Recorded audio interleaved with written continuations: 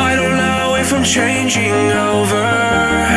In the moonlight I can't kill this feeling sober, so I start to come alive.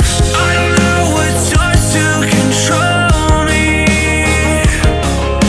I let it go, another soul that's underneath. I don't really care about this all.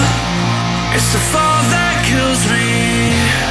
With our back against the wall, just feel